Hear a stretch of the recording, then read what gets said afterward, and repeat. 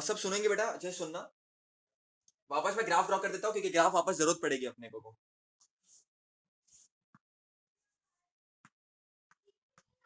Okay, we will draw the graph again because इसकी जरूरत पड़ने वाली है। बच्चों इधर तुम्हारा है टाइम, इधर है तुम्हारा वेलोसिटी। ओके बच्चों, तुम्हारी गाड़ी इधर से चालू करती है सफर अपना, प्यार ऐसा सफर चालू करती है। फिर यहाँ पर हमने ऐसे ड्रॉ किया था, एक्स्ट्रापोलेट किया था। किधर गया बाबा, चौक किधर गया? चलो एक्स्ट्रापोलेट किया था अपन ने यहाँ पर। एक्स्ट्रापोलेट करना मतलब चिपका देना यहाँ पर, है ना। और नीचे भी चिपका दिया था हमने, और यहाँ से भी चिपका दिया था। अरे बच्चों, गाड़ी चलेगी, गाड़ी चलेगी, चलते चलते इधर पहुंच गई। ठीक है बच्चों, हमने इसको नाम दे दिया था। बच्चों हमने इसको कल नाम दे दिया था। ये डी है, ये ए है, तुम अपने हिसाब से भी दे सकते हो। ये ई है, ये ओ है ओरिजिन, ये बी है, और ये सी है। ओके बेटा, अब हमको कुछ कुछ चीजें पता है ऑलरेडी। ओडी क्या है बच्चों? ओडी, ओडी क्या होगा?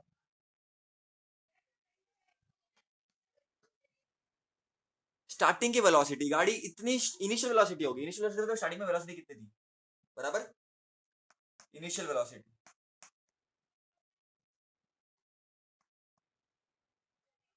ओके, इनिशियल वेलोसिटी कि गाड़ी की इनिशियल वेलोसिटी कितनी थी, मतलब स्टार्टिंग में कितनी, मतलब 10 मीटर पर सेकंड, 20 मीटर पर सेकंड, कितनी तेजी से मूव कर रही थी।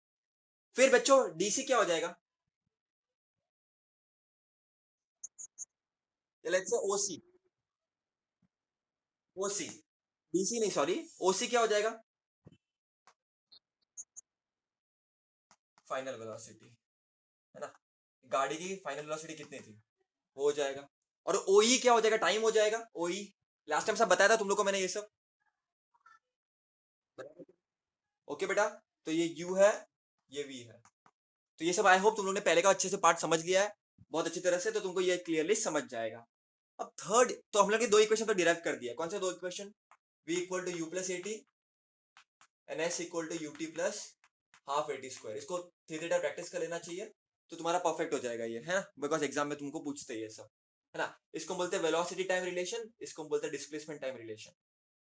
अच्छी बात है बच्चों। अब हम डिराइव करेंगे थर्ड इक्वेशन। अब हम डिराइव करेंगे third equation. Third equation, third equation derive करना, टाइम का ओ ही है तुम्हारा, ठीक है, ओ ही, समझ जाओ। आगे मैंने बताया हुआ है तुम लोग को, आगे जो स्टार्टिंग में बताया था वही लिखना है तुम लोगों को, ठीक है। अब हम डिराइव करेंगे थर्ड इक्वेशन। थर्ड इक्वेशन क्या था? V square equal to u square plus two a s, है ना। ये थर्ड इक्वेशन है, हमको ये डिराइव करना है बच्चों। तो अभी अपना करिश्मा शुरू करते हैं बच्चों, अपन करिश्मा का करिश्मा, है ना। और थर्ड इक्वेशन को डिराइव करने के पीछे भाग जाते हैं। चलो कोशिश करते हैं, चौक ले लेता हूँ। चलो स्टार्ट करते हैं बच्चों। तुम लोग को पता है ट्रपीजियम क्या होता है? व्हाट इज ट्रपीजियम, तुम लोग को पता है? तुमको पता है ट्रपीजियम क्या होता है? कभी सुना है ट्रपीजियम?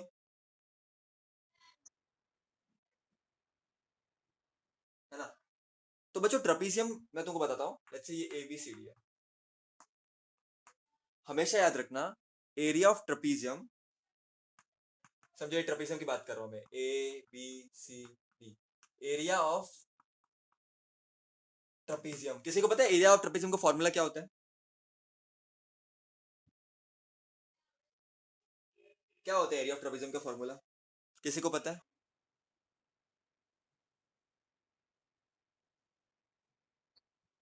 बच्चों ट्रपीजियम का फॉर्मूला होता है half into sum of length of parallel sides. मतलब क्या, मैं बताऊंगा, don't worry. Into distance between them.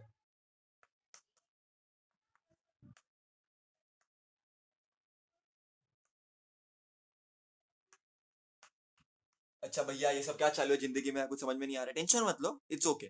खाली मैंने फॉर्मूला लिखा है, half into sum of length of parallel sides into distance between them, ठीक है, ये फॉर्मूला होता है। अच्छा, जो समझने की कोशिश करते हैं बच्चों, समझने की कोशिश करते हैं। समझो तुम्हारा ए बी और सी डी पैरेलल लाइन्स है, तुम्हारा A B and C D parallel lines है, तो ये फॉर्मूला क्या बन जाएगा, half into sum of length of parallel side. Sum मतलब क्या, प्लस होता है, सम का मतलब क्या होता है, प्लस, पता है कि नहीं पता है, सम मतलब plus, length of parallel side. Parallel side कौन सी है, दो पैरेलल साइड को ऐड करना है, कौन सी है, A B and C D into distance between them. बच्चों ए बी और सी डी दो पैरेलल लाइंस है, इनके बीच का डिस्टेंस क्या है, इनके बीच का डिस्टेंस क्या है, ये दो पैरेलल साइड से ये वाली, इसके बीच का डिस्टेंस क्या है, डिस्टेंस बिटवीन देम, इन दोनों के बीच का डिस्टेंस क्या है, बोलो, डिस्टेंस क्या है बच्चों, A B and C D for example, तो इन दोनों का तो डिस्टेंस कितना होगा बच्चों, इन दोनों का डिस्टेंस होगा BC। तो ये हो गया एरिया ऑफ ट्रेपीजियम। कितने लोगों को समझा ये, एकदम बहुत इंपॉर्टेंट बातें बताऊंगा अभी, बहुत बहुत इंपॉर्टेंट बातें बताऊंगा बच्चों। तुम्हारा ओडी क्या है, ओडी, ओडी क्या है, ओडी, ओडी ये है, तो बच्चों ए क्या हो जाएगा, वो भी ये हो जाएगा, क्योंकि रेक्टेंगल है ना, तो अगर in rectangle opposite sides are equal, तो अगर ओडी यू है तो ए भी यू हो जाएगा, बराबर। बच्चों तुम्हारा ओसी क्या है, ओसी, ओसी क्या है, क्लास होती है, तो तुम्हारा ए, तो तुम्हारा ये पूरा कितना हो जाएगा, बीई, ये भी बी हो जाएगा, क्यों बी होगा, क्यों बी होगा, बिकॉज अपोजिट साइड से ही है, अपोजिट साइड से ही है, पैरेलल बेटा फिलहाल नहीं, फिलहाल इक्वल बोलो इसको, है ना, इक्वल इसके लिए सेम आ जाए।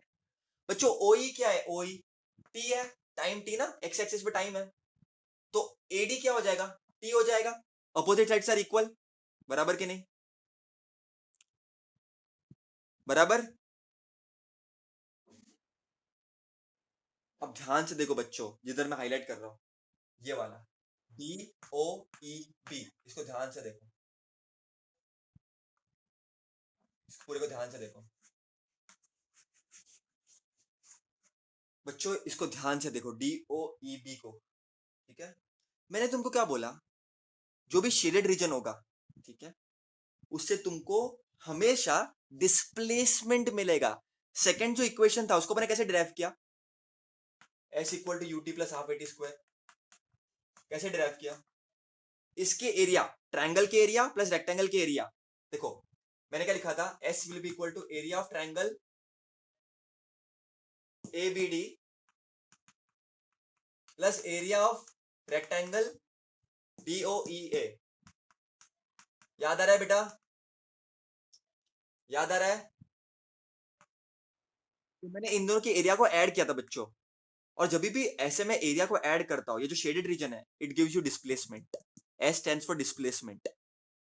वैसे ही बच्चों हम ये वाला भी करेंगे, तो हमने फिर area of rectangle, area of triangle, area of rectangle यहाँ पर पुट किया और हमको आंसर मिल गया, और तुमने प्रैक्टिस कर रखी होगी तो तुमको आ गया होगा, अब तक प्रैक्टिस नहीं करोगे तो बेटा नहीं आएगा। अच्छा अब इसका बताओ कैसे करोगे, थोड़ा सा मुश्किल है बेटा समझना स्टार्टिंग में, लेकिन ट्राई करो। इसके बाद पूरा चैप्टर बहुत ईजी है, इसका इसका पूरा चैप्टर बहुत ईजी है, लेकिन ये थोड़ा सा पार्ट तुमको समझना पड़ेगा अच्छे, थोड़ा सा तुमको मुश्किल लग सकता है, इसके ध्यान से सुनना बेटा, इसको बार बार प्रैक्टिस करना, है ना, चैप्टर का सबसे यही डिफिकल्ट पार्ट है आज के लेक्चर का, तो इसके लिए बेटा थोड़ा ध्यान देना अच्छे से, एकदम ईजी है, लेकिन समझोगे तो ईजी है, नहीं तो हार्ड लग जाएगा। चलो बच्चों मेरे को बताओ, this s displacement that will be equal to area of trapezium, trapezium क्या बना रहा है यहाँ पर, डी ओ ई बी बना रहा है, बराबर कि नहीं बेटा। अब अपन ने बोला ना बच्चों, displacement will be equal to area of trapezium, क्या होता है, half into sum of length of parallel sides, और बोलो क्या होता है, into distance between parallel sides. अच्छा बच्चों, अब समझने की ट्राई करते हैं। अब इस फिगर में समझने की ट्राई करते हैं बच्चों, इस फिगर में समझने की ट्राई करते हैं। S will be equal to half into sum of length of parallel sides।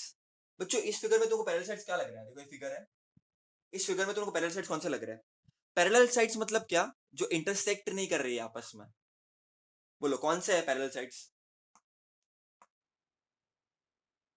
क्या तुम बोल सकते हो बच्चों OD, OD and be?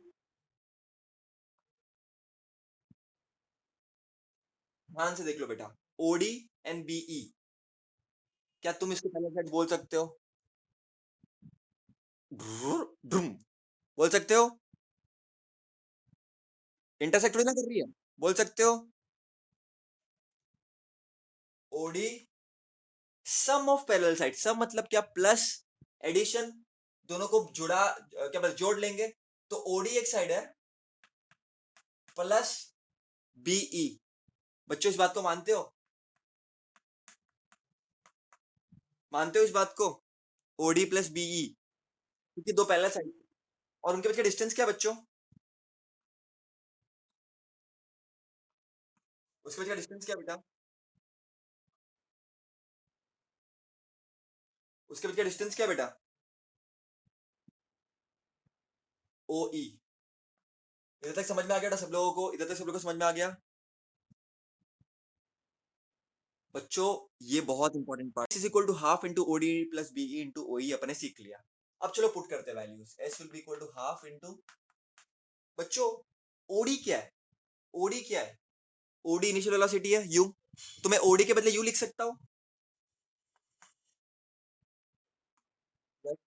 Be के बदले क्या लिख सकता हूँ? बीई के बदले बीई क्या है पूरा इंटू ओई क्या है? ओई क्या है? ओई क्लियर, तो ब्रैकेट में लिख देना इधर कि ओडी तुम्हारा यू था, तुम्हारा बीई तुम्हारा वी था, एंड तुम्हारा ओई टी था, है ना? टीचर को समझ में आ जाएगा बराबर से, है ना? तो ये तुम लोग ने कर लिया बच्चों। therefore s will be equal to half into u plus v into t। भैया हमको तो v square equal to u square plus 2as चाहिए, किधर पहुंचा दिया हमको आपने? तो बच्चों ये पहला पार्ट है इसका। अब आगे करना है, आगे गेस करो क्या करोगे अपन। ये क्वेश्चन नंबर 1 ले लो, चलो बोलो क्या करोगे अब? अब तुम क्या कर सकते हो ऐसा कि तुमको ऐसा कुछ मिले, v square is equal to u square plus 2as। बच्चों देखो यहाँ पर s है, यहाँ पर भी s है, हाफ का तो हम देख लेंगे, वो तो हमको नंबर्स ही है, कुछ टेंशन नहीं है। यू चाहिए था यू है, वी चाहिए था वी है। बच्चों हमको टाइम नहीं चाहिए यहाँ पर, हम टाइम नहीं चाहिए, हमको ए चाहिए, हमको ए चाहिए, टाइम नहीं चाहिए।